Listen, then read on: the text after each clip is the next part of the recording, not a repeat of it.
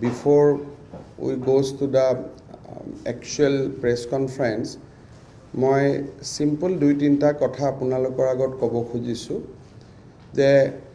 আজি কিছুদিনৰ পৰা এটা মহলে basically I don't want to be political but generally এটা প্ৰচাৰ চলোৱা হৈছে যে অসমত কোভিড ট্ৰিটমেন্ট বিনামূলীয়া নহয়। মই আপোনালোকক ইয়াৰ আগৰ সাংবাদিক মেলতো মই স্পষ্ট কৰি দিছিলোঁ যে আমি কোভিডৰ ট্ৰিটমেন্ট বোধহয় ভাৰতবৰ্ষৰ ভিতৰতে অসমে এখন ৰাজ্য য'ত আমি কোভিডৰ ট্ৰিটমেন্ট টু দা হাইয়েষ্ট এক্সটেণ্টলৈকে গৈ পেলাই আমি ফ্ৰী ট্ৰিটমেন্ট কৰি আছোঁ। Right from plasma to remdesivir to welcome kit to farewell kit আমি probably 360 degree আজি আমি কোভিড ট্ৰিটমেন্ট বিনামূলীয়া কৰি আছো। আমি মাত্ৰ তিনিটা ৰিফৰ্মছ আনিছিলোঁ আৰু মই ভাবো যে তাত দুখীয়া আৰু মধ্যবিত্ত লোকৰ কোনো কথা নাই। এটা হ'ল যে কোনোবা যদি পেইং কেবিনত থাকি চিকিৎসা লয় তেওঁ কোভিড ট্ৰিটমেন্টৰ কষ্টটো দিব নালাগে, খালি পেইং কেবিনৰ ৰুমটোৰ ভাড়া দিব লাগিব, কাৰণ তাৰ নামটোৱে পেইং। যদি আমি তাৰ ভাড়া নলওঁ তেতিয়াহ'লে অডিটৰ জেনেৰেলৰ যেতিয়া অডিট আহিব তেতিয়া তাত অবজেকশ্যন হ'ব যে আপোনালোকে জেনেৰেল ৱাৰ্ডত কিয় ট্ৰিটমেন্ট কৰোৱা নাই আৰু পেইং কেবিনত আপোনালোকে কিয় ট্ৰিটমেন্ট কৰাই টকা লোৱা নাই। আৰু বেসিক্যালি পেইং কেবিনত যিসকল ব্যক্তি আছে, ক'ব গ'লে আজিৰ দিনটোত বিজেপিয়ে 10জন MLA MP আছে এজন today. So they are happy, they are willing to pay যে আমি কিয় বিনা পইচাত থাকো। গতিকে মই ভাবো যে অযথা বিতৰ্ক এটা পেইং কেবিনত থকা ব্যক্তিয়ে টকা দিবলগীয়া হোৱা কাৰণে গোটেই কোভিড ট্ৰিটমেন্টটোৱে বিনামূলীয়া নহয়, তেনেকুৱা ধাৰণা এটা লোৱা উচিত নহয়। আৰু অডিটৰ জেনেৰেলৰ আমি যি অডিট পেৰা আহিব তাতে আমি জাষ্টিফাই কৰিব নোৱাৰিম যে পেইং কেবিনত থকা মানুহৰ আপোনালোকে পেইং কেবিনৰ খৰচটো কিয় লোৱা নাই, কিন্তু ইনজেকশ্যনৰ খৰচ, প্লাজমাৰ খৰচ, ট্ৰিটমেন্টৰ খৰচ, খোৱা বোৱাৰ খৰচ আমি তেওঁলোকৰ পৰা লোৱা নাই। আৰু জেনেৰেল ৱাৰ্ড কোভিড কেয়াৰ চেণ্টাৰত টকা পইচা লোৱাটো প্ৰশ্নই নুঠে। দ্বিতীয়তে আমি কি লৈছোঁ যে কোনোবা এজন পেচেণ্ট যদি নাৰ্ছিং হোমত থাকে, অলৰেডি 30,000, 1.5 লাখ, 1 লাখ, 2 লাখ তেওঁ বিল দিয়ে আছে, তেওঁ যদি মেডিকেল কলেজৰ পৰা প্লাজমা ল'ব আহে, আমি প্লাজমাৰ টকা লোৱা নাই, প্লাজমাৰ যিটো কিট যিটো প্ৰায় 6,500 টকা লাগে সেইটোৰহে আমি পুঁজি লৈছোঁ। আৰু কিটটো মই যদি মেডিকেল কলেজত থকা পেচেণ্টক প্লাজমা লাগে সেইটো ফ্ৰী, ইভেন পেইং কেবিনত থকা পেচেণ্টৰো সেইটো ফ্ৰী। খালি নাৰ্ছিং হোমৰ পৰা যদি কোনোবাক আমি প্লাজমা দিব লাগে তেতিয়াহে আমি কিটটো বিনামূলীয়াকৈ দিয়া নাই, আমি তাৰ যিটো মূল্য বজাৰ মূল্য সেইটো আমি লৈছোঁ। তৃতীয়তে এজন মানুহ সুস্থ হ'ল, লকডাউনৰ সময়ত আমি গাড়ী দিছিলোঁ কাৰণ তেওঁ ঘৰত ঘূৰি যাব, ঘৰত ঘূৰি যাবৰ কাৰণে তেওঁ গাড়ী মটৰ যোগাৰ কৰিব পৰা নাছিল। এতিয়া লকডাউন শেষ হ'ল, ওলা উবেৰ মাতিব লাগে, ঘৰত যাব লাগে, আমি কৈছোঁ যে সেই পইচাটো আমি নিদিওঁ, কিন্তু যদি নগাঁও দৰঙৰ মানুহ গুৱাহাটীত থাকে সেইটো আমি তেওঁ ঘৰত থৈ আহিম, অৰ্থাৎ ইণ্টাৰ ডিষ্ট্ৰিক্ট হ'লে আমি থৈ আহিম। কিন্তু যদি গুৱাহাটীৰ ভিতৰতে খানাপাৰাৰ পৰা গণেশগুৰিলৈকে যাবৰ কাৰণে আমি সহায় কৰাৰ প্ৰয়োজন নাই, তেওঁলোকে এইখিনি নিজেও যাবই। কাৰণ এইবিলাকত কি হয়, মানুহ ৰাতি 11টা বজালৈকে চৰকাৰী গাড়ীৰ কাৰণে ৰখি থাকিব লাগে, লাইন পাতিব লাগে। আৰু ৰাইজে পৰামৰ্শ দিছে যে আমাক কিয় ঘৰত থৈ আহিব লাগে, আমি দেখোন নিজে যাব পাৰোঁ, আৰু 8 ঘণ্টা আমি কিয় ৰখি থাকিব লাগে। আৰু ফাইনেলি আমি কৈছোঁ যে কাৰোবাক যদি ৰিজাল্ট 24 ঘণ্টাৰ ভিতৰতে লাগে, কোনোবা কৰ্পৰেট মানুহ থাকে যাক লগে লগে ৰিজাল্টটো লাগে, তেওঁলোক ৰখিব নোৱাৰে। লাইনৰ আগত গৈ 24 ঘণ্টাত যদি আমি ৰিজাল্ট দিব লাগে তেতিয়াহে আমি কৈছোঁ যে আপোনালোকে আমাক পইচা দিব। কাৰণ আমি কোনোবা জেনেৰেল মানুহতকৈ যদি আগত আপোনালোকৰ ৰিজাল্ট দিওঁ তেতিয়াহ'লে আমিওতো এটা উত্তৰ দিব লাগিব যে আপোনাক আমি কিয় VIP ট্ৰিটমেন্ট কৰিছোঁ। গতিকে এই ক্ষেত্ৰত মই ভাবোঁ আৰু এই গোটেইখিনি মিলি দিনটোত আমি যদি খৰচ কৰোঁ 2 কোটি টকা, এই গোটেইখিনি মিলি আমাৰ 5,000 টকাও নাহে যদি আমি গোটেই হিচাপ কৰোঁ। সেইকাৰণে এই কথাবোৰ লৈ পেলাই অযথা বিতৰ্ক কৰাৰ প্ৰয়োজন নাথাকে। আৰু ময়ো আপোনালোকক কৈছিলোঁ যে আমি ইমানখিনি ভাল কৰি কোভিড চলাই আছোঁ যে আপোনালোকে এটা চিন্তা কৰক যে বিধানসভাটো এজন সদস্যই আমাৰ কোনো এটা কুৱেশ্যন আনিলে, ডিভাইচ নানিলে, কোনো এটা প্ৰশ্ন নুসুধিলে, ছাপ্লিমেণ্টাৰী নুসুধিলে, কাৰণ উই আৰ এক্টিং বোনাফাইডি, আমি ৰাইজৰ স্বাৰ্থত কাম কৰি আছোঁ। আৰু মই ভাবোঁ যে গোটেই কথাবোৰ ফেকচুৱেল চিটুৱেশ্যনবোৰ নজনাকৈ আমি অযথা বিতৰ্ক কৰাৰ প্ৰয়োজন নাথাকে। দ্বিতীয়তে যোৱাকালি গুৱাহাটী উচ্চ ন্যায়ালয়ে কোভিডক লৈ যথেষ্ট চিন্তা আৰু উদ্বেগ প্ৰকাশ কৰিছে যে অসমত যি ধৰণে কোভিডৰ ইনচিডেণ্ট বাঢ়িছে। আৰু আপোনালোকে জানে যে ভাৰত চৰকাৰৰ আনলক 4ৰ নিৰ্দেশ অনুসৰি ৰাজ্য চৰকাৰে এতিয়া আৰু কোনো লকডাউন দিব নোৱাৰে। নাও অনলি লকডাউন দিলে চেণ্ট্ৰেল গভৰ্ণমেণ্টৰ উইথ পাৰ্মিশ্যনহে লকডাউন দিব পাৰিব, উইদাউট পাৰ্মিশ্যন আৰু কোনেও লকডাউন দিব নোৱাৰে। ইন ডেট চিটুৱেশ্যন আমাৰ হাতত মাস্ক আৰু ছ'চিয়েল ডিষ্টেঞ্চক বাদ দি বহুত বেছি ইনষ্ট্ৰুমেণ্ট আমাৰ লগত নাথাকে। কেতিয়াবা হয়তো গাড়ী আমি ইভেণ্ট কৰিব পাৰিম, কেতিয়াবা হয়তো এতিয়া 9টাত আমি বন্ধ কৰিছোঁ, 1 ঘণ্টা আগুৱাব পাৰিম, বাট বহুত বেছি ষ্টেটৰ ওচৰত এতিয়া মেনিউভাৰৰ চান্স ষ্টেট গভৰ্ণমেণ্টৰ হাতত একেবাৰে কম হৈ গৈছে। একমাত্ৰ এটাই ব্যৱস্থা আছে যে মাস্কটো ব্যৱহাৰ কৰক আৰু ছ'চিয়েল ডিষ্টেঞ্চ মেইনটেইন কৰক। গুৱাহাটী উচ্চ ন্যায়ালয়ে আমাক পুলিচ আৰু ডিষ্ট্ৰিক্টসকলক নিৰ্দেশ দিছে যে ফাইন লোৱাটো, মাস্ক নিপিন্ধিলে 500 টকা ফাইন লোৱাটো কম্পালচৰি কৰিব লাগে আৰু তেওঁলোকে চাব যে আমি কিমান ফাইন উঠাব পাৰিলোঁ। DC আৰু SP সকলক এটা পাৰ্চনেলি তেওঁলোকে লায়েবল কৰিছে যে আপোনালোকে এই ক্ষেত্ৰত ভূমিকা ল'ব লাগিব। অৱশ্যে আমিও চৰকাৰৰ পৰা চিন্তা কৰি আছোঁ যে আমি এসময়ত টি গাৰ্ডেনৰ লোকসকলক বিনামূলীয়া মাস্ক দিছিলোঁ, চাহ বাগিচাৰ শ্ৰমিকসকলক। কিছু আমি দুখীয়া মানুহক বিনামূলীয়া মাস্কো দিব পাৰোঁ নেকি, আমি সেই বিষয়েও চিন্তা চৰ্চা কৰি আছোঁ। কিন্তু জেনেৰেলি গুৱাহাটী উচ্চ ন্যায়ালয়ৰ নিৰ্দেশ অনুসৰি অহাকালি আমাৰ পুলিচ আৰু আন ডিপাৰ্টমেণ্টৰ লগত মিটিং হ'ব and we are going to implement division bench judgement very strictly, যে উচ্চ ন্যায়ালয়ৰ নিৰ্দেশটো আমি আখৰে আখৰে পালন কৰিব লাগিব আৰু সেই দিশত আমি পদক্ষেপ ল'ম আৰু তাৰ যেতিয়া SOP আদি হৈ যাব তেতিয়া আমি আপোনালোকক জনাম। অকণমান হয়তো ক'বাত আমি টান হ'ব লাগিব যে চৰকাৰী অফিচত মাস্ক পিন্ধিব লাগিব, দৰ্শনাৰ্থী আহিলে মাস্ক পিন্ধিবই লাগিব, দোকান খুলিব লাগিলে দোকানৰ কৰ্মচাৰীসকলে মাস্ক পিন্ধিব লাগিব।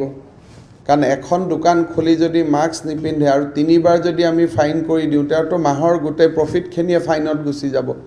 গতিকে লগত মাইকিং, IEC, ক'ৰবাত NCC, NSSৰ ল'ৰা দি লিফলেট বিতৰণ, এনেকুৱা এটা আমি বিশাল কৰ্মসূচী এটা অহা পৰহিৰ পৰা আমি গ্ৰহণ কৰিম। কাৰণ দেখা গৈছে যে এতিয়া প্ৰায় দিনত 3000 কৰি নতুন কেছ আহিছে আৰু 3000 কৰি যদি নতুন কেছ আহে, অনলি ছেপ্টেম্বৰ মাহতে 3 আৰু 30 পূৰণ কৰিলে 90 হৈ যায়। And that will be a disaster. কাৰণ 90,000 পেচেণ্টক ৰখা, ট্ৰিটমেণ্ট কৰা, মানে অলৰেডি ডক্টৰ নাৰ্ছসকল এটা ফেটিক হৈ আছে, তাৰ মাজত এটা মাহত 1 লাখ পেচেণ্ট আহিলে এইটো খুব কষ্টকৰ হ'ব। চ' উই হেভ টু এনচিয়'ৰ যাতে 3ৰ এভাৰেজটো নহয়গৈ, কাৰণ 3ৰ এভাৰেজটো হ'লে আমাৰ খুব কষ্ট হ'ব। গতিকে এই ক্ষেত্ৰত মই আপোনালোকক জনাই থলোঁ। আৰু এতিয়া মই আজিৰ সাংবাদিক মেলখনলৈকে আহিছোঁ, যিটো কাৰণে আজি আমি সাংবাদিক মেলখন অনুষ্ঠিত কৰিছিলোঁ।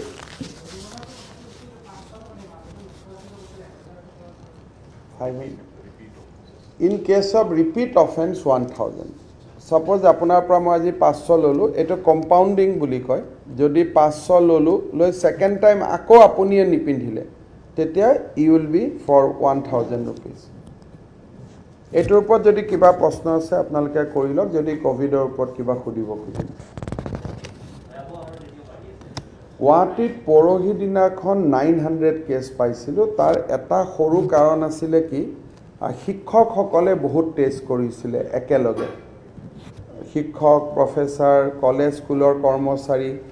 29-30 তাৰিখে তেওঁলোকে বহুত টেষ্ট কৰিছিলে সেইকাৰণে আমি একেলগে প্ৰায় 1000 হৈছিলেগৈ যোৱাকালি 700 হৈছে কিন্তু যোৱা আগষ্ট মাহলৈকে আমি 500ৰ তলত আছিলোঁ গতিকে ডেফিনেটলি জাম্প এটাটো হৈছে হয়তো 1000 নহ'বগৈ কিন্তু 500ৰ পৰা 700 বঢ়া মানেও অলমোষ্ট 1/3 বঢ়াটোতো বুজাইছে আৰু বিশেষকৈ এসময়ত মানুহে কৈছিল নহয় যে আপুনি এজন মানুহক দেখুৱাই দিয়কচোন কোন চিনাকি মানুহৰ কোভিড হৈছে বুলি এতিয়া যদি মেডিকেল কলেজত যায় গোটেই চিনাকি মুখৰ পয়োভৰ মোৰ মনত আছে এসময়ত কিছুমান মানে ইন্টাৰভিউ দিছিলে যে এই কোভিড মিছা কথা কৰবাত আপোনাৰ চিনাকি মানুহৰ কোভিড হৈছে নেকি এনেকুৱা সোশ্যাল মিডিয়া ফেসবুক ৰাজনৈতিক নেতাৰ মুখত এনেকুৱা কথা আহিছিলে এতিয়া যদি মেডিকেল কলেজত যায় অকল চিনাকি মুখ আজি ৰাতিপুৱা সংসদ দিলীপ শইকীয়া তপন গগৈ বৃন্দাবন গোস্বামী মানে নামৰ অভাৱ নাই সব চিনাকি মুখ এতিয়া তাৰ মানে কোভিডে লাহে লাহে আমাৰ গোটেই বৰঘৰতে সোমাই গ'লগৈ সব জ্বৰটো মানুহ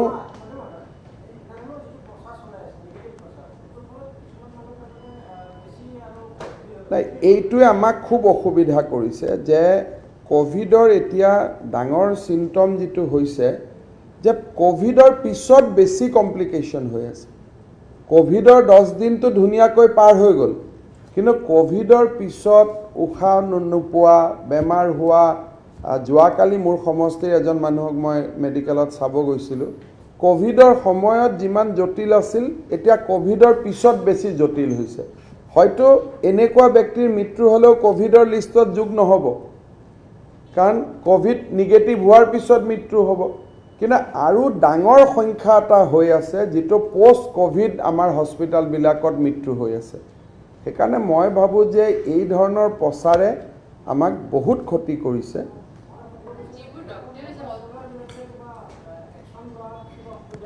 সব অসুবিধা একো নাই কিন্তু প্ৰচাৰ কৰা ব্যক্তিসকল এনেকুৱা হৈ যায় যে যিসকল ব্যক্তি সমাজৰ প্ৰতিষ্ঠিত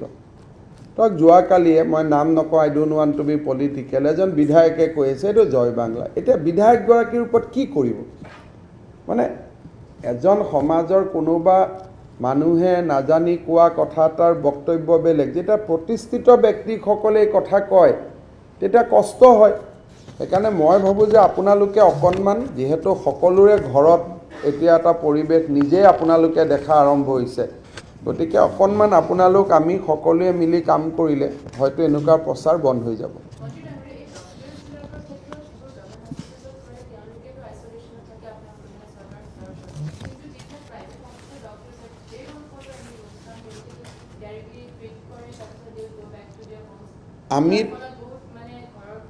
আমি তেখেতসকলক কৈছিলোঁ যে এজন ডক্টৰক আপোনালোকে 10 দিন ট্ৰিট কৰাই 7 দিন ৰেষ্ট দিয়াব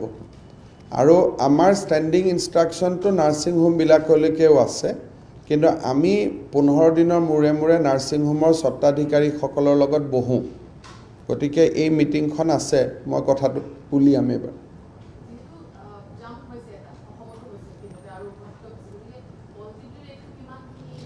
পজিটিভিটি ৰেটটো 6.3 6.2 আগতে এটা সময়ত আপোনালোকৰ মনত আছে যে ইট ওয়াজ 4.97 4.57 গতিকে প্ৰায় 1.5% পজিটিভিটি ৰেট বাঢ়িছে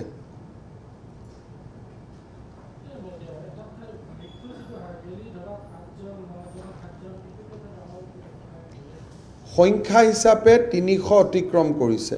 কিন্তু যদি মৰ্টেলিটি ৰেট হিচাপত কাউন্ট কৰে আমি এতিয়াও 0.24 0.23 0.25 এনেকুৱাত আছো মানে মৰ্টেলিটি ৰেট হিচাপত এটা হল শতকৰা আৰু এটা হল গোটা সংখ্যা এতিয়া এই মৃত্যুৰ হাৰবিলাকৰ মাজত বহুত কনফিউজন থাকে সাপোজ আজি মোৰ কোভিড হ'ল মই নিগেটিভ হৈ গ'লো মই তেতিয়া মৃত্যু হোৱা নাই পিছত হস্পিটালত গৈ মৃত্যু হলো কোভিডতো যোগ নিদিওঁ গতিকে এই টেকনিক্যাল আৰু নন টেকনিক্যাল এই বস্তুটো লৈ পেলাই সমস্যা এটা থাকে কিন্তু এইটো কথা স্পষ্ট যে মৃত্যু সকলো মিলিলেতো 1000টো ইতিমধ্যে স্পৰ্শ কৰি দিছে কাৰণ পোষ্ট কোভিড বহুত মানুহ মৃত্যু হৈছে কোভিডত কৈও ডিউৰিং কোভিডৰ মৃত্যু হয়তো কোনোবাই ক'ব যে 1000 সংখ্যাটো মন্ত্ৰীয়ে ক'ৰ পৰা পালে মোৰ হাতত ষ্টেটিষ্টিক্স নাই কিন্তু যেটো শুনি থাকো যে অমুক ঢুকালে তমুক ঢুকালে তাৰ পৰা মই ক'ব পাৰো যে ক্লোজলি 1000 মানুহ মৃত্যু হৈছে during Covid and post Covid এতিয়া মই হিচাপটো দিও ডিউৰিং কোভিড যিদিনাখনে কোভিডটো নিগেটিভ হৈ যায় তাৰ পিছতটো আমি হিচাপটো নিদিও কিন্তু আফটাৰ ডেট বহুত মানুহৰ মৃত্যু হৈ আছে কাৰণ হাওঁফাওঁ যেটো লাঞ্চ বুলি কয় তাততো ফাইব্ৰছিছ হৈ যায় নহয় উশাহ লওঁতে কষ্ট হয় কোনোবা মানুহ যদি আগত 6 কিলোমিটাৰ খোজ কাঢ়িছিল এটা আধা কিলোমিটাৰ খোজ কাঢ়োতে ফেপাব আৰম্ভ কৰে গতিকে প্ৰবলেম ইজ দেয়াৰ আৰু প্ৰবেবলি আমাৰ ইকনমিটো জিয়াই ৰাখাৰ কাৰণে আমি দুইটা সাইড মেইনটেইন কৰিবলগীয়া হৈছে কাৰণে পৰিৱেশটো জটিলৰ পৰা জটিল হৈ গৈ আছে তাত আৰু অস্বীকাৰ কৰিতো লাভ নাই যে জবৰদস্তি ভাল হৈ আছে বুলিতো কৈতো লাভ নাই বাট আমাৰ হাততো বহুত উপায় নাই কাৰণ কৈ আছে যে ইটো কৰক হিটো কৰক কাৰণ ইকনমিটো মানুহে 6-7 মাহ হৈ গ'ল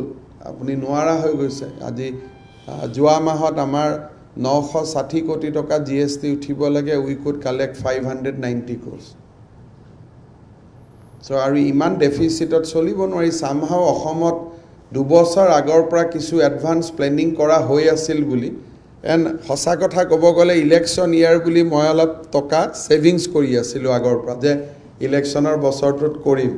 ইলেকশ্যনতটো কৰিব নোৱাৰিলো কোভিডৰ কামত আহি গ'ল কথাটো হ'ল সেইটো মানে এটি যে আপোনালোকে ক'ব পাৰে যে 2 বছৰ আগৰ পৰা মই প্ৰত্যেক বছৰে অলপ টকা সেভিংস কৰি আছিলোঁ যে ইলেকশ্যনৰ বছৰটোত কিছু ভাল কাম কৰিম কিন্তু সেই টকাখিনি এতিয়া কোভিডত লগাই আছো আদাৰৱাইজ তো নাছিলে আদাৰৱাইজ তো আমাৰো অৱস্থা বাকি চৰকাৰৰ দৰে হৈ গ'লহেঁতেন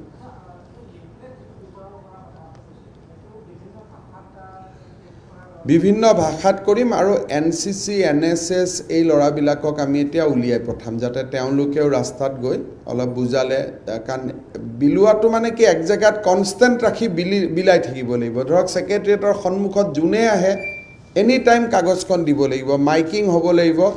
ডিআইপিআৰৰ এফএলএছ বিলাকো এতিয়া আমি ইউজ কৰিম আৰু খুব ডাঙৰ পাব্লিচিটি কেম্পেইন এটা কৰিম আৰু হাইকোৰ্টৰ নিৰ্দেশটো পোৱাৰ কাৰণে আমাৰ অলপ সুবিধা হ'ল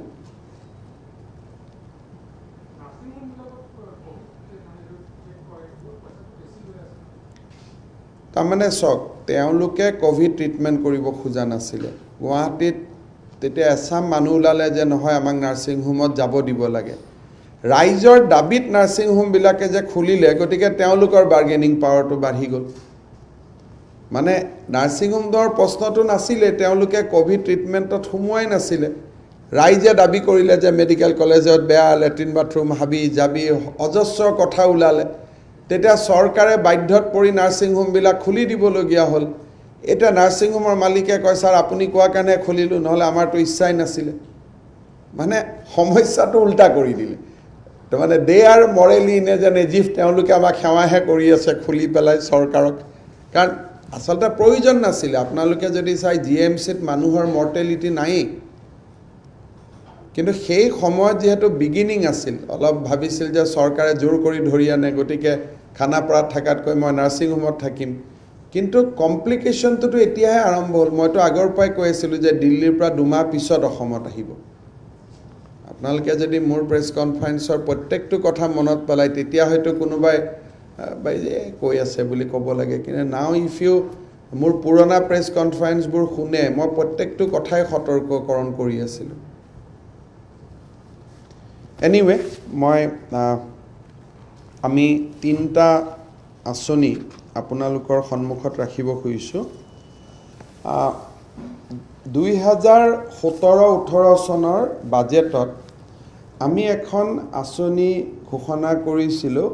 স্বামী বিবেকানন্দৰ নামত সেই আঁচনিখনৰ নাম আছিল স্বয়ম স্বামী বিবেকানন্দ ইউথ এম্পাৱাৰমেণ্ট যোজনা। এই আঁচনিখন আমি বেংকৰ লগত লিংক কৰিছিলোঁ আৰু ইণ্ডাষ্ট্ৰি আৰু কমাৰ্চ ডিপাৰ্টমেণ্টক এই আঁচনিখনৰ ৰূপায়ণৰ দায়িত্ব দিয়া হৈছিল। কিন্তু বেংকৰ কোঅপাৰেশ্যনটো বহুত বেছি নোহোৱাৰ কাৰণে আমি 20% ছাবচিডি দিছিলোঁ আৰু গোটেই লোনটো ৰিপেমেণ্ট নকৰিলে গভৰ্ণমেণ্টে সম্পূৰ্ণ দায়িত্ব ল'ব। এনেকুৱা ধৰণে আমি মুদ্ৰা যোজনাৰ দৰে আমি স্কিমটো বনাইছিলোঁ। কিন্তু in spite of the best effort from the industry and commerce department আমি স্কিমটো বহুত বেছি কৰিব নোৱাৰিলোঁ আৰু প্ৰায় 7,000 মান বেনিফিচিয়াৰীক আমি সহায় কৰিব পাৰিলোঁ এগেইনষ্ট টাৰ্গেটেড 1 লাখ। তাৰপিছত কেতিয়াবা মানুহে কয় যে বাজেটৰ কামবিলাক হোৱা নাই। যি দুই এটা হোৱা নাই উই অনেষ্টলি এডমিটেড যে হয় আমাৰ এইকেইটা কাম আমি কৰিব পৰা নাই। যোৱা বছৰ আমি অষ্টাদশী উন্নয়নৰ মুকুতামালাত আমি এটা নতুন কৰি কনচেপ্টটো কৰিছিলোঁ যে ৰিডিজাইন স্বয়ম, তাৰমানে সংশোধিত বা পুনৰ উজ্জীৱিত স্বামী বিবেকানন্দ ইউথ এম্পাৱাৰমেণ্ট যোজনা। এই যিটো স্বয়ম ৰিডিজাইন স্বয়ম আঁচনি আছে, এই স্বয়ম আঁচনিত আমি 1,000 কোটি টকা অহা 3 মাহত আমি খৰচ কৰিব খুজিছোঁ। 1,000 crores from the state government without any banking linkage। অৰ্থাৎ আমি বেংকৰ ওপৰত ডিপেণ্ড নকৰোঁ। আমি পোনে পোনে ৰাজ্য চৰকাৰৰ পুঁজিৰ পৰা এই 1,000 কোটি টকা আমি মুকলি কৰি দিম আৰু এই 1,000 কোটি টকাৰ জৰিয়তে আমি 2 লাখ যুৱক যুৱতীক 50,000 টকা কৰি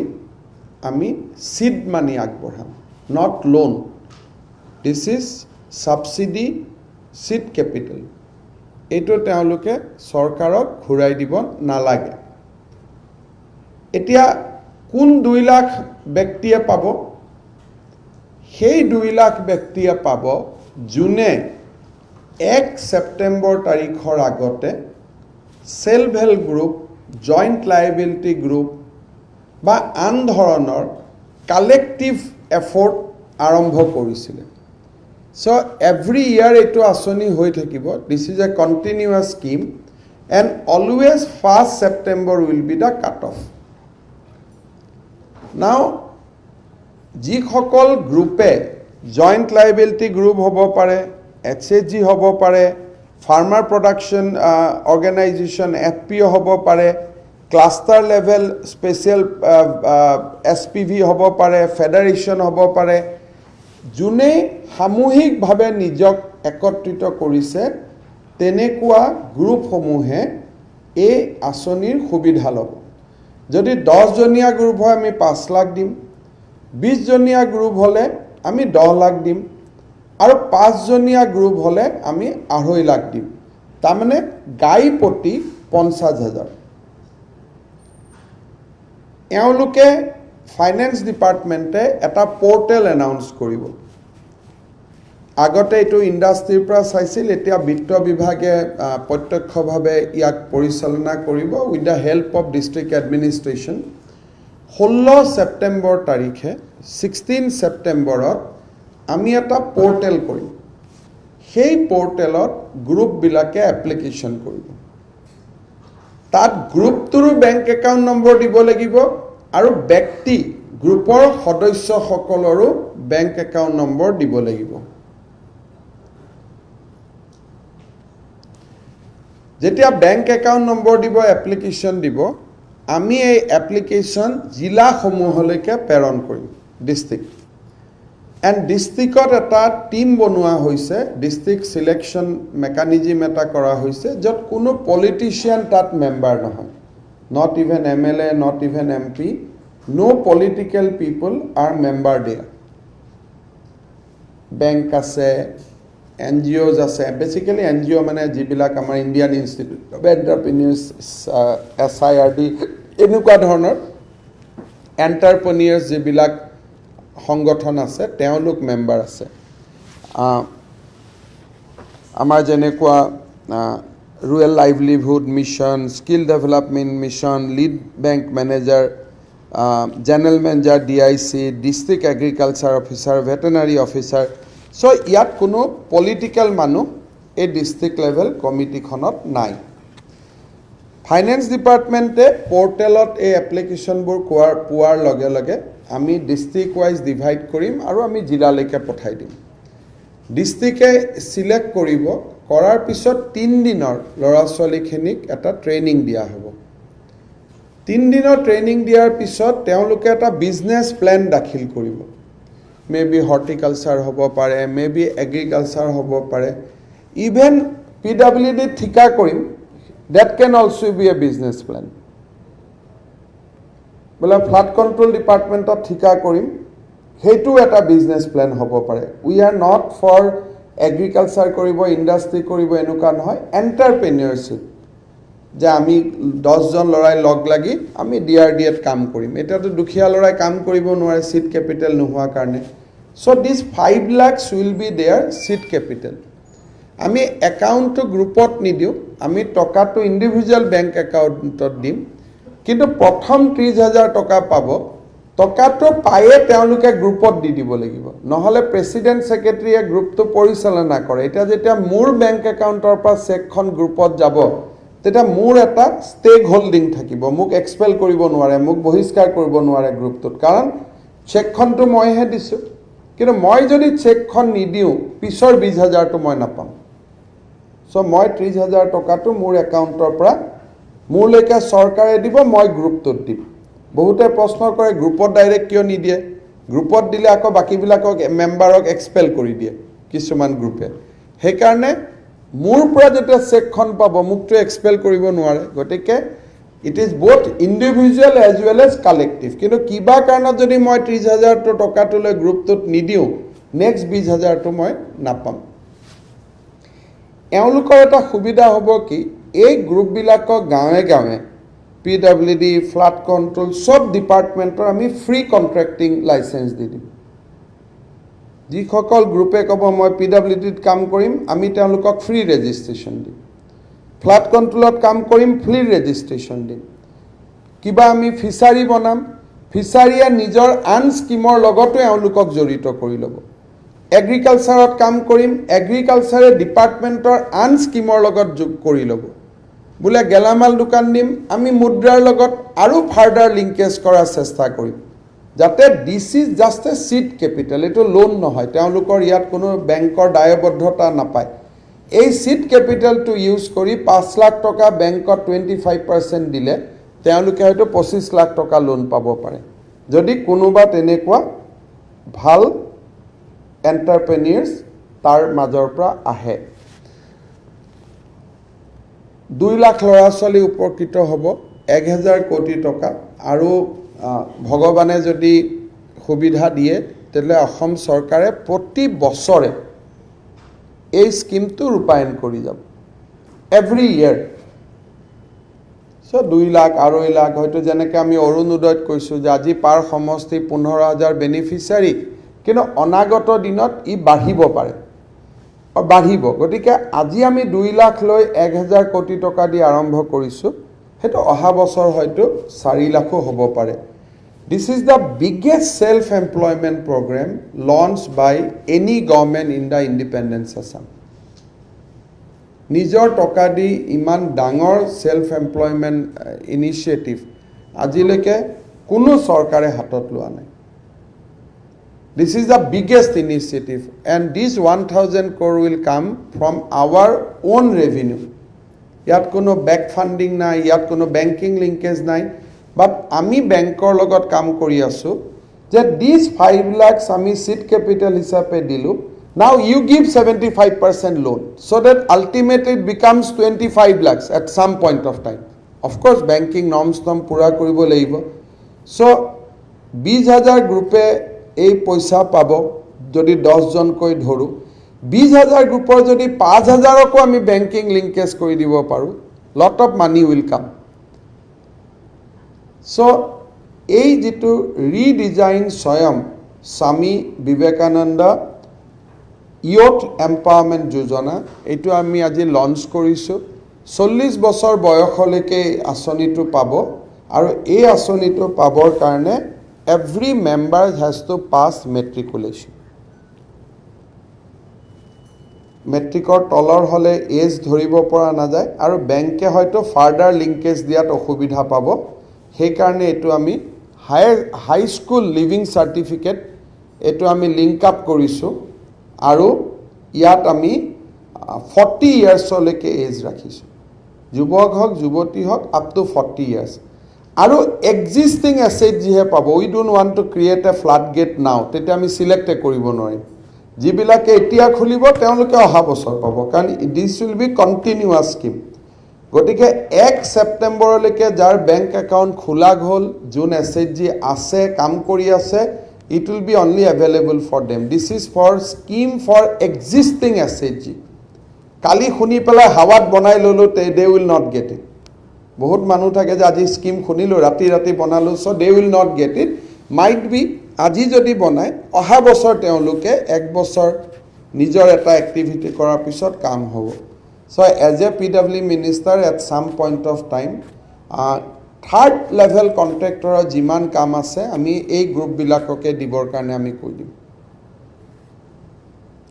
তৃতীয় শ্ৰেণী যে গাঁৱত 10 লাখৰ কাম আহিছে 20 লাখৰ কাম আহিছে 15 লাখৰ কাম আহিছে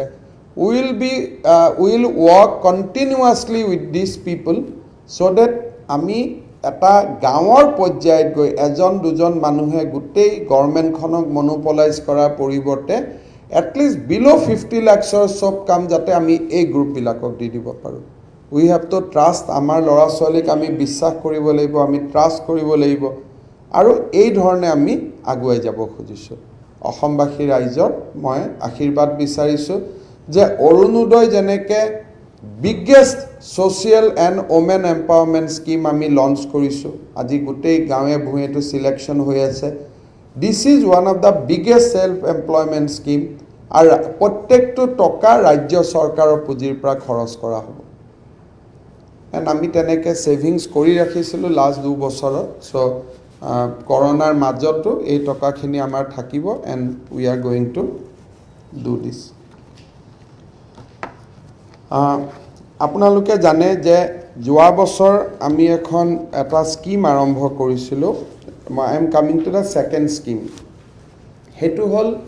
যে কোনোবাই যদি এডুকেশ্যন লোন লয় তেতিয়ালে আমি তেওঁক সাবসিডি হিচাপে 50,000 rupees আমি তেওঁলোকক দিওঁ যদি বেংকৰ পৰা পঢ়িবৰ কাৰণে এডুকেশ্যন লোন লৈছিলে যিকোনো সময়তে any point of there life যদি ইভেন আজি কোনোবা মই ইঞ্জিনিয়াৰ হৈ আছো কিন্তু মই লোন লৈছিলোঁ সো ইভেন দেন আমি 50,000 তেওঁলোকক সাবসিডি দিছিলোঁ আমি 1545 জন ব্যক্তিক আমি ইতিমধ্যে আমি এই সাবসিডিটো দিছিলোঁ কিন্তু কোভিডৰ পিছত আৰ্থিক সংকটৰ কাৰণে এই বছৰ আমি স্কিমটো আৰম্ভ কৰা নাছিলোঁ অলৰেডি আমাৰ হাতত 5547 আমাৰ হাতত এপ্ৰুভ হৈ থকা এপ্লিকেশ্যন আছে আজিৰ পৰা আমি যিসকলে যোৱা 2-3টা বছৰ লোন ললে বা আগত এপ্লিকেশ্যন কৰিব পৰা নাছিল www.assamfinanceloans.in www.assamfinanceloans.in আমাৰ কালি পৰখি এড ওলাব কিন্তু আপোনালোকক এখন আমি দি দিছো আপোনালোকে যাতে দিব পাৰে সো www.assamfinanceloans.in ইয়াতে যদি আবেদন কৰে তেতিয়ালে আবেদন নকৰা সকলো 50,000 টকা পাব এতিয়া যদি আবেদন কৰে আগতেটো কৰাখিনিয়ে ৰিপিট কৰিব নালাগে মই আগতে কৈছো যে আমাৰ হাতত 5547 এপ্লিকেশ্যন মজুত আছে গতিকে তেওঁলোকে নতুনকৈ এবাৰ কৰা দৰকাৰ নাই কাৰণ এখিনি বেংকে এপ্ৰুভেল দি দিছে গতিকে আমাৰ লগত আছে তানে বেংকে বেক অফিসত কৈ দিছে যে তেওঁলোকে লোন লোৱাটো সত্য গতিকে এইখিনি ডিসবাৰ্সমেন্টৰ কাৰণে ৰেডি হৈ আছিল কৰোনাৰ কাৰণে আমি কৰিব পৰা নাছিলো এতিয়া আমি অকনমান মুকলি বতাহ লৈছো গতিকে অক্টোবৰৰ 7 তাৰিখৰ পৰা 10 তাৰিখৰ ভিতৰত আমি এই পুঁজিটো মুকলি কৰি দিম 7 to 10 অক্টোবৰ গতিকে যিসকলে নতুনকৈ আবেদন কৰিব খোজে তেওঁলোকে 20 ছেপ্টেম্বৰৰ ভিতৰত আবেদন কৰিব লাগিব যাতে আমি পিছৰ 10 দিন বেংকৰ লগত বেক অফিচত কাম কৰিব পাৰোঁ আৰু ইয়াতে আমাৰ 7 অক্টোবৰ to 10 অক্টোবৰৰ ভিতৰত আমি এই পুঁজিটো মুকলি কৰি দিম এই বছৰ আমি বাজেটত এই স্কিমটোৰ কাৰণে 25 কোটি টকা ৰাখিছোঁ আৰু আমি মুকলি কৰি দিম দুই এজন ল'ৰা ছোৱালী ৰৈ গৈছিল হিন্দুস্তান পেপাৰ কৰ্পোৰেশ্যনত কাম কৰা শৈক্ষিক সহায় তেনেকুৱা 45খন আবেদন আছে আমি সেই সময়ত একেলগে দি দিম থাৰ্ড যিটো স্কিম এটো আমাৰ কন্টিনিউয়াস স্কিম কিন্তু যোৱা বছৰ আমি কৰা নাছিলো আৰু ইয়াৰ লগত আৰু এটা স্কিম আহিব to boost the production in Assam next উইকত আমি কৰি আছো যে অসমৰ চাহ কেনেকে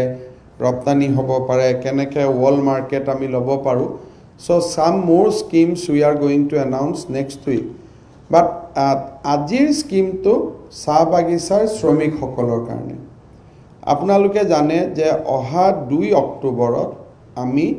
চাহ বাগিচাৰ প্ৰায় 120খন হাই স্কুল আমি একেলগে মুকলি কৰিম মানে কাম আৰম্ভ কৰিম আৰু এপ্ৰিলত আমি এই হাই স্কুলবিলাক আমি নিৰ্মাণ কৰিম আৰু এই হাই স্কুলখিনি হ'ব স্বাধীনতাৰ 70 বছৰ পিছত বাগানত নিৰ্মাণ হোৱা প্ৰথম হাই স্কুল এতিয়া আমাৰ যেটো আঁচনি আছিল হেতু হল চাহ বাগিচাৰ ধন পুৰস্কাৰ মেলা আপোনালোকে জানে যে ডিউৰিং দা ডিসইনভেষ্টমেন্ট পিৰিয়ড অসমত আমি চাহ বাগিচাৰ শ্ৰমিক সকলক বেংকিং লিংকেজৰ লগত এছ'চিয়েট কৰিবলৈ চেষ্টা কৰিছিলো 2017-18 আমি 6,33,411 6,33,411 চাহ শ্ৰমিকৰ একাউণ্ট খুলিছিলো আমি তাত 2,500 টকাকৈ জমা দিছিলো যাতে একাউণ্টখিনি জিয়াই থাকে আমাৰ প্ৰচেষ্টা চলি আছিল 2018-19 চনত আমি আৰু এবাৰ এই আঁচনিটো আমি আৰম্ভ কৰিলো যে যিসকলৰ বেংক একাউণ্ট ৰখি গৈছিল তেওঁলোককো যাতে আমি ফাইনান্সিয়েল ইনক্লুজনত আনিব পাৰো সো 2018-19 চনত আমি 7,15,979 তাৰমানে 6,20,000 পৰা 7,15,000 যে অলমোষ্ট 70,000-80,000 একাউণ্ট আমি এডিশন কৰিলো আৰু আমি আকৌ 2,500 টকা কৰি আমি আগবঢ়ালো so 2,500 in 2017-18 covering 6,33,000 bank account the সন্তুষ্টিৰ কাৰণ এইটোৱে যে satisfaction lies where that এই একাউণ্টবোৰ চলি থাকিল আৰু একাউণ্ট বাঢ়ি গল বাঢ়ি 18-19 একাউণ্ট আহি গল 7,15,000 6,33,000 পৰা একাউণ্ট বাঢ়ি হৈ গল 7,15,000 তাৰমানে we could add another 75,000 plus bank account within just 1 year so তাতো আমি 2,500 টকা কৈ দিলো 19-20ত আমি এই স্কিমটো কৰা নাছিলো এতিয়া 20-21ত যেতিয়া আমি বাগানত আকৌ যাম তেতিয়া আমি গম পাম পুৰণা একাউণ্টবোৰ চলি আছে নে নাই বন হলেতো পুঁজি নিদিও চলি আছে নে নাই একাউণ্ট বিলাকৰ কি ব্যৱস্থা কি কথা এই বছৰ আমি 3,000 টকা এই বেংক একাউণ্টখিনি দিবৰ কাৰণে আমি সিদ্ধান্ত লৈছো সো 7,15,000 ব্যক্তিয়েটো পাবই so it might go little more মই আশা কৰিছো অলমোষ্ট 8 লাখ যদি 8 লাখ হৈ যায় অসমৰ প্ৰতি গৰাকী চাহ শ্ৰমিকৰ এটা বেংক একাউণ্ট হৈ যাব will have 100% banking coverage so we are going to spend around 250 crores on this so 8,000 কৰি না 3000 কৰি around 8 lakhs 7,15,000 to হবই কিন্তু মই ভাবো যে it will go up to 8 lakhs so 8 lakh bank account আমি আৰু 3000 কোটি টকা জমা দিম এই প্ৰপ'জেলছ বিলাক ডিসি সকলে 15 সেপ্টেম্বৰৰ পৰা দিয়া আৰম্ভ কৰিব আৰু ফাৰ্স্ট উইক অফ নৱেম্বৰ 15 নৱেম্বৰৰ আগত আমি এই পুঁজিটো একাউণ্টত জমা দিম সো যিখিনি আমি কাম এতিয়া আগবাঢ়িছো all our date timeline fix কৰি যে 15 নৱেম্বৰৰ ভিতৰত এই পুঁজি চাহ বাগিচাৰ শ্ৰমিকসকলৰ বেংক একাউণ্টত জমা হ'ব আমি বুজি পাম যে ডিমনিটাইজেশনৰ সময়ত বেংক একাউণ্ট খুলিছিলো উইল হ্যাভ টু স্যাটিসফ্যাকশন যে ফাইনেন্সিয়াল ইনক্লুশন তো চলি থাকিলে ইট ওয়াজ নট জাস্ট এবাৰ কৰিছিলো পিছত বন্ধ হৈ গল তাৰ মানে 17-18 পৰা 20 লৈকে তাৰ মানে আমি 3-4 বছৰ একাউণ্টবিলাক জিয়াই ৰখাত সক্ষম হলো আৰু মই ভাবো it will be a huge satisfaction আজি সেই একাউণ্ট বিলাকতে অৰুণোদয়ৰ পুঁজি যাব সেই একাউণ্ট বিলাকতে প্ৰধানমন্ত্ৰীৰ পুঁজি আহিলে ডিউৰিং কোভিড সকলো নাহিলে মহিলাখিনিৰ একাউণ্টত আহিলে সো আমি যি কাম কৰিছিলো তাৰ আজি ফাইনেল ইয়াৰত আমি গম পাম যে 8 লাখৰ পৰা 5 লাখলৈকে কমি গল নে it remain at 7 lakhs or 8 লাখলৈকে বাঢ়িলে আৰু ইয়াৰ ফাইনেল লিমিটটো হৈছে 8 লাখ 8 লাখতকৈ বাঢ়িব নোৱাৰে কাৰণ ইমানেই টি গাৰ্ডেন শ্ৰমিক আমাৰ বাগিচাত কাম কৰে সো এই তিনিটা স্কিম মোৰ এই সপ্তাহৰ সাংবাদিক মেলৰ কাৰণে মই আগুৱাই দিছো অহা সপ্তাহত definitely will meet again with some 2 or 3 new scheme so 15 সেপ্টেম্বৰলৈকে দিজ উইল কন্টিনিউ আমি একটা স্কিম দুটা স্কিম তিনটা স্কিম এটো চলি থাকিব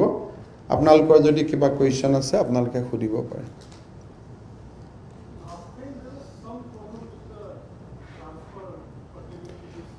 It has resolved except due to the interference of Union Finance Minister Mrs. Nirmala Sitharaman now only 800 bank account has a KYC problem so 3 days back we had a meeting with SBI so SBI and bank branch managers are now working closely even to revive these 800 bank account during last visit she did a great job that tetialeke amar pray 1 lakh account ot homoan asil but because of her insistence and a special team was constituted in Guwahati aru even baganot after that ATM linkage u baganot bahi ase every day ekhon baganot ATM ahi ase and SBI and SLBC is working dedicatedly that এই account বিলাক যাতে থাকে KYC হয় timely আৰু আধাৰ link KYC হৈ যোৱাৰ পিছতো this problem will over for all time to come all foundation because you see all we derive inspiration from the Prime Minister during the Rajiv Gandhi time the what he says that if Delhi pra ami toka pathao state ot rokhi jay state or pra toka pao jodi district ot rokhi jay so the idea is that we'll push the amount right to the beneficiary so why finance department is implementing this program because from the state budget etia konoba department to jabo joint director deputy director no so right like central government Krishak Sanman Nidhi jot centrally toka to ahi jay without routing through any department so department at the district level will select beneficiary but money will flow directly from the state treasury to the bank account yat mane they don't have to come to any office ebar prothom selectioner samoy hoyto they have to come a bit but after that ei gute scheme bilak permanent in nature aru digital platform ami use kori asu apnaloke jane je we got a loan from World Bank on fiscal improvement in the beginning of the first year of our government so hetu di we have created a DBT and ultimately we want to capture bank account of 3 crore 30 lakhs people of Assam. So সকলোকে এটকা দিব খুজিলে যাতে এক জায়গাৰ পৰা আমি দিব পাৰো. So that huge work is going on, but of course these 5 years we left with little bit unfinished, and I don't have time, but I think that in next 5 years আমি এটো যে প্ল্যাটফর্ম বনাই আছো beneficiary কি platform আমি গোটে যে social scheme বিলাক আমি আনিব so we are creating a social registry, and this social registry will in due course of time capture the bank account of every people of Assam along with their Aadhaar, so that we'll establish a direct linkage between the state treasury and the beneficiary, no intermediary. That was the idea.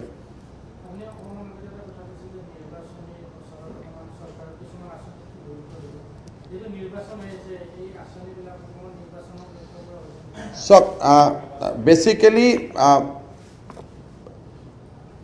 যেতিয়া it's আপোনালোকে দুইটা way ক'ব পাৰে যে I had the opportunity of being finance minister of this state for 5 years. I want to leave with some strong legacy that these are the scheme Assam can implement. Assam can implement scheme like Orunodoy. Assam can implement scheme like Swayam. So these are the concept of resurgent Assam.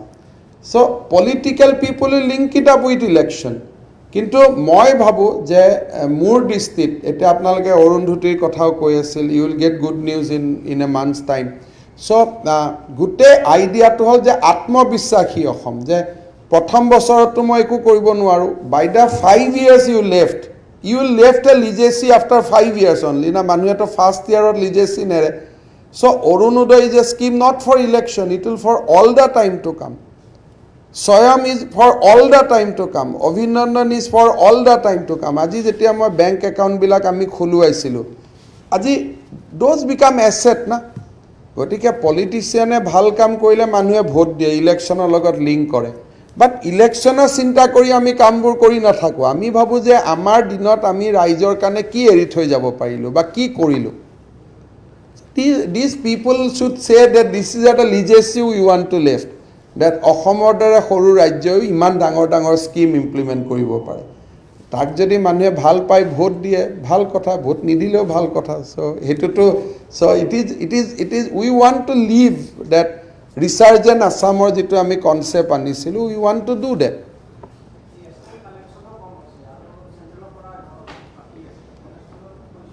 I have gute bilak koribo kane I have fun. So next week we are going to redefine austerity measure. Probably by next week we are going to withdraw austerity also. So jiman bilak ami mitop baitar niyom ghoshona korisilu except 3 or 4 jot personal integrity kotha ase, susitar kotha ase je 5 star thakibo na lage, meeting koribo na lage, jo susitar logot link nuhua baki jibilak department bilakor upor restriction asile, administrative approval dibo na lage, kiba dibo na lage. So we are working now, and finance department is going to re-notify our austerity measure. Just most of the mitobaitar ji ami niti ghoshona korisilu, it will be withdrawn by next week. So we have fun. It was a part of a long planning. Gotike COVID effect hol nohole we could have done more. মই আগতে কৈ থৈছো যে কৰাৰ আৰু বহুত কিবা কিবি ইচ্ছা আছিল, এতিয়াও এৰি দিয়া নাই. Probably you will hear some more good scheme. কিন্তু কোভিড নাহিলে আমি এনেকুৱা এটা পজিশনত ষ্টেট ট্ৰেজাৰীত আনিছিলো, we could have done wonder in this year. কিন্তু definitely we had a setback, কাৰণ এতিয়া প্ৰায় কিমান 600 700 800 কোটি টকা আপুনি যদি সিম্পল হিসাব কৰে 2 লাখ মানুহক যদি 500 টকা কৰি 10 দিন খৰচ কৰিব লাগে, 5000 আৰু 2 লাখ পূৰণ কৰিলে 1000 কোটি হৈ যায়. যদি টেষ্ট যদি ডেইলি 50000 কৰিব লাগে, 1000 যদিও কৰিব লাগে, ডেইলি 50 লাখ টেষ্টিংত গুচি যায়. সো বাট নহলেতো আৰু কিবা কিবি কৰিব পাৰিছেন, আকাশ চুবৰ মন আছিলে.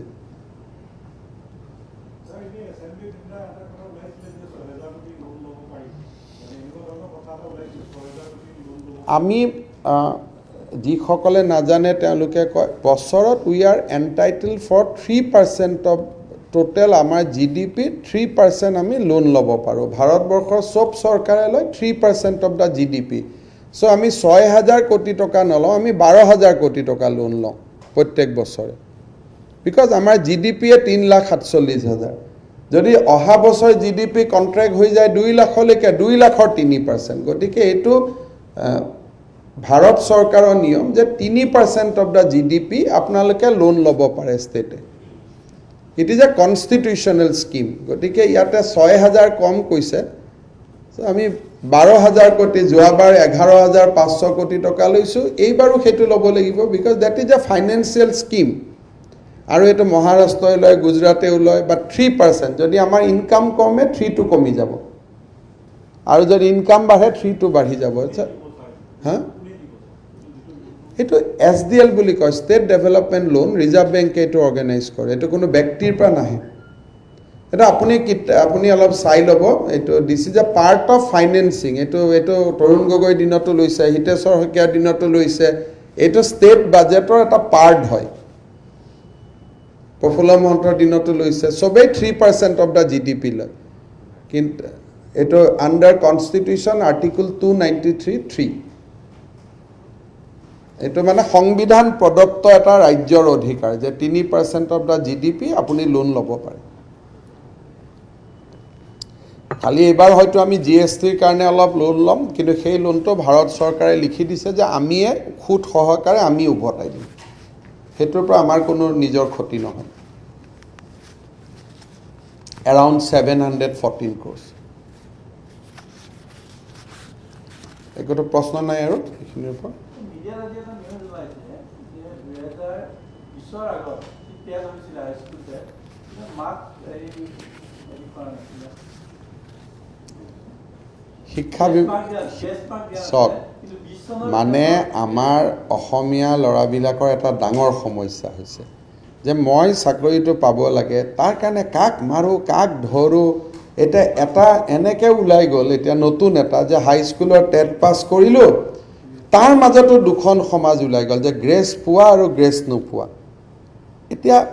আমিতো ছাৰ্ভিচ ৰুল বনাই থৈ দিছোঁ আৰু মই অসমীয়া ল'ৰাৰ হাতত নিযুক্তি পত্ৰকেইটা তুলি দিম হৰি নে যদু সেইটোত মই নাচাওঁ টকা নাখাম নিয়মৰ মাজেৰে ট্ৰান্সপাৰেণ্টলি অসমীয়া ল'ৰা 50,000 হাতত আমি নিযুক্তি পত্ৰ 28 ফেব্ৰুৱাৰীৰ আগত তুলি দিব লাগে এটা হৰি আৰু যদু এই দুটা বিচাৰি থাকিলে আমি পিছ পৰি যাম গতিকে মই ল'ৰাবিলাকক কওঁ যে বৈজ্ঞানিক নহ'ব বহুত ৰিচাৰ্চ কৰে গ্ৰেছ পোৱা নোপোৱা ভাই ইটোৰ পাতত ইটো মাৰি কি লাভ আছে চলি থাকক না চৰকাৰখনক সহযোগিতা কৰক গ্ৰেছ পোৱায়ো পাই যাব নোপোৱায়ো পাই যাব তাকে কৰি আপোনালোকক আদি এটা বুজাব তাক এটা বুজাব মোকো বুজাব হোৱাটছআপটো চাব নোৱাৰো খালি অসমীয়াক মাৰাৰ হোৱাটছআপ কাটা গ'ল কোনো বঙালী অসমীয়াই মাৰা নাই সব অসমীয়াক মাৰা হোৱাটছআপ ইটোক দিব নালাগে সিটোক দিব নালাগে আমিহে পাব নালাগে মোৰতো হোৱাটছআপটো খুলি ল'লে আপোনালোক বিচিত্ৰ হৈ যাব সব অসমীয়াক মাৰা হোৱাটছআপ দিনৰ দিনটো ই ক'ব গ্ৰেছ পোৱাক নিদিব সি ক'ব দাদা ইহঁতে কিয় কৈ আছে কাৰণ BSCত আমাৰ নম্বৰ বেছি সেইকাৰণে ইহঁতে আমাক কাটিব খুজি আছে সি ক'ব আমাৰ BSCত কম হ'ব পাৰে কিন্তু টেটত বেছি আমিতো তিনিটা চাব লাগিব না আমি গ্ৰেজুৱেট চাম টেট চাম আৰু BEdৰ মাৰ্ক চাম তিনিটা চাইহে আমি নম্বৰটো বনাম গতিকে আমাক ভাৰত চৰকাৰৰ NCTৰ যি নৰ্মছ সেইটো মতে যাম আৰু বাহিৰৰ ল'ৰা ছোৱালীয়ে যাতে আহি চাকৰি নাপায় সেইটো চাম বাকি আৰু আপোনালোকো নপৰিব সব অসমীয়াৰ মাজত থাকিব আৰু কোনেও এটকাও নাখায় এটকা নোখোৱাকৈ অসমীয়া ল'ৰাই চাকৰি পাব কোনোবা হয়তো আপোনাৰ ভতিজা হ'ব কোনোবা গাঁৱৰ ল'ৰা হ'ব এটা হয়তো ব্লাড ৰিলেশ্যন হ'ব এটা নট ব্লাড ৰিলেশ্যন হ'ব ইমানেই গতিকে বৈজ্ঞানিকসকলৰ কথা বহুত বেছি নুসুধিব নাৰ্ভাছ হৈ যাব মোৰ নাৰ্ভাছ হৈ যাব মোৰ বহুত সময় লাগে ৰাতি মই অংক মিলাওঁতে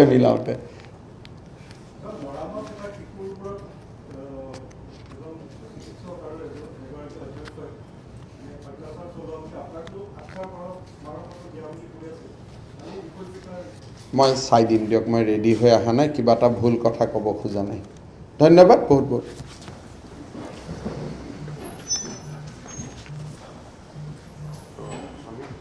পানী লাগি